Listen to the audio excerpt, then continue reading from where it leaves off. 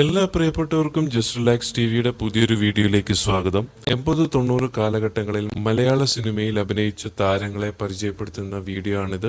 ഇന്നത്തെ വീഡിയോയിൽ രുദ്ര എന്ന നടിയെക്കുറിച്ചാണ് പറയുന്നത്. എക്കാലത്തെയും മികച്ച മലയാള സിനിമകളിൽ ഒരെണ്ണം പറഞ്ഞു കഴിഞ്ഞാൽ പലരുടെ ഉത്തരം മണിച്ചിത്രത്താഴ് എന്നായിരിക്കും.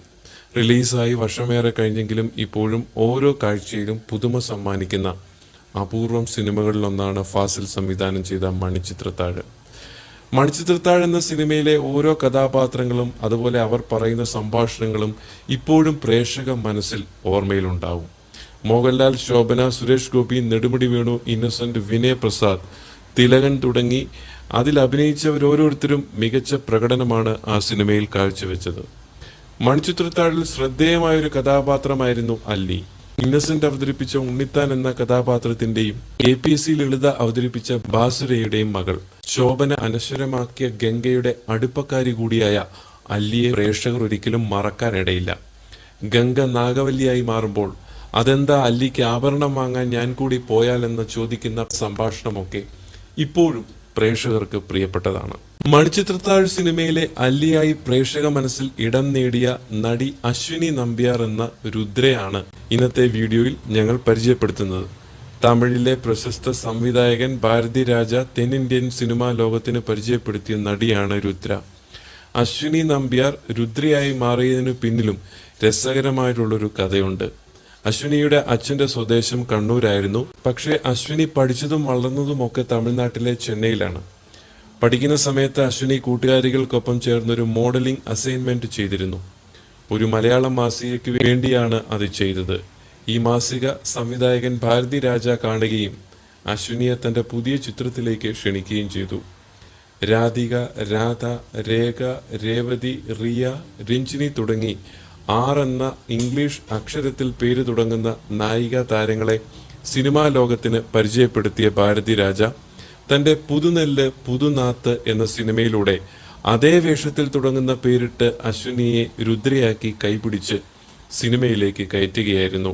പുതുനെല്ല് പുതുനാത്ത് സിനിമയിൽ അഭിനയിച്ചതിലേറെയും പുതുമുഖങ്ങളായിരുന്നു.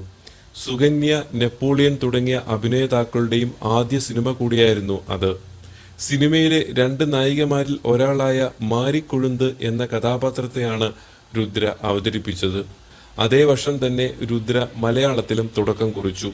അനിൽ സംവിധാനം ചെയ്ത മുകേഷും സിദ്ദിഖും പ്രധാന കഥാപാത്രങ്ങളായി എത്തിയ പോസ്റ്റ് ബോക്സ് നമ്പർ 27 എന്ന സിനിമയിലൂടെയായിരുന്നു രുദ്രയുടെ മലയാളത്തിലേക്കുള്ള അരങ്ങേറ്റം. കമൽ സംവിധാനം ചെയ്ത ആയുഷ്കാലം എന്ന സിനിമയിലെ സുജാത എന്ന കഥാപാത്രം ചെറുതെങ്കിലും ശ്രദ്ധിക്കപ്പെടുന്നതായിരുന്നു. മമ്മൂട്ടിയെ നായകനാക്കി ജോഷി സംവിധാനം ചെയ്ത കൗരവർ സിനിമയിൽ ശ്രീദേവി എന്ന കഥാപാത്രമായും രുദ്ര തിളങ്ങി. സിനിമയിൽ രുദ്ര പാടി അഭിനയിച്ച മാരിക്കുളിരിൻ നീല തുളസി കതിരുകൾ ഉലയുമ്പോൾ എന്ന ഗാനം ഇപ്പോഴും പ്രേക്ഷകർക്ക് പ്രിയപ്പെട്ട ഗാനങ്ങളിൽ ഒന്നാണ്. സംഗീത് ശിവൻ സംവിധാനം ചെയ്ത ഡാഡി എന്ന സിനിമയിലും അതേ വർഷം രുദ്ര അഭിനയിച്ചു. പിന്നെയാണ് അല്ലിയായി രുദ്ര പ്രേക്ഷകർക്ക് മുന്നിലേക്ക് എത്തിയത്. ഇപ്പോഴും രുദ്രയെ പ്രേക്ഷകർ ഓർത്തിരിക്കുന്നത് മണിച്ചിത്രത്താഴിലെ അല്ലിയിലൂടെയാണ്. മികച്ച പ്രകടനമാണ് രുദ്ര ആ സിനിമയിൽ കാഴ്ചവെച്ചതും. മോഹൻലാൽ നായകനായ ബട്ടർഫ്ലൈ സിനിമയിൽ മായാദാസ് എന്ന കഥാപാത്രമായും പിന്നീട് പ്രേക്ഷകർ രുദ്രയെ കണ്ടു. ജോഷി സംവിധാനം ചെയ്ത ധ്രുവം സിനിമയിലെ മായ എന്ന കഥാപാത്രവും രുദ്രയുടെ ഏറെ ശ്രദ്ധിക്കപ്പെട്ട കഥാപാത്രമായിരുന്നു. ജയറാമിന്റെ നായികയായിട്ടാണ് ധ്രുവം സിനിമയിൽ രുദ്ര എത്തുന്നത്. എക്കാലത്തെയും വലിയ ഹിറ്റ് ഗാനങ്ങളിലൊന്നായ തുമ്പിപ്പെണ്ണേ വാവ എന്ന ഗാനം സിനിമയിൽ പാടി അഭിനയിച്ചതും രുദ്രയാണ്. പിടക്കോഴി കൂവുന്ന നൂറ്റാണ്ട് സിനിമയിലെ വസുന്ധര, പവിത്രത്തിലെ റീത്ത, കുടുംബ കോടതിയിലെ പൗർണമി നായർ തുടങ്ങിയ കഥാപാത്രങ്ങളും രുദ്രയുടെ ശ്രദ്ധിക്കപ്പെട്ടു. ജനപ്രിയ സീരിയലായ കടമറ്റത്ത് കത്തനാരിൽ മൈഥിലി എന്ന കഥാപാത്രമായും രുദ്ര തിളങ്ങി. ഇപ്പോൾ തമിഴ് സീരിയലുകളിൽ സജീവ സാന്നിധ്യമാണ് രുദ്ര. സിംഗപ്പൂരാണ് താമസം. ഇതുപോലെയുള്ള വീഡിയോകൾക്കും മറ്റ് എന്റർടൈൻമെന്റ് വീഡിയോസിനും വാർത്തകൾക്കും വിശേഷങ്ങൾക്കുമായി നിങ്ങൾ ഈ ചാനൽ സബ്സ്ക്രൈബ് ചെയ്യാൻ മറക്കരുത്. അതുപോലെ തൊട്ടടുത്തുള്ള ബെൽ ഐക്കണും ഒന്നമർത്തുക. അടുത്ത വീഡിയോയിൽ കാണും വരെ എല്ലാവർക്കും നന്ദി, നമസ്കാരം.